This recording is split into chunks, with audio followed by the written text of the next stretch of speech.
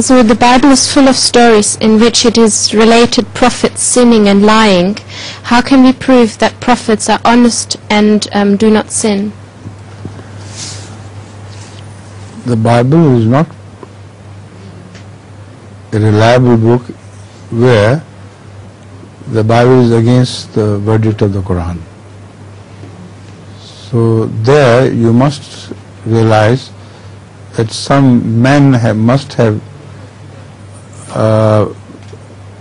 interpolated in the Bible, and for some reason they wanted to present the prophets as sinful.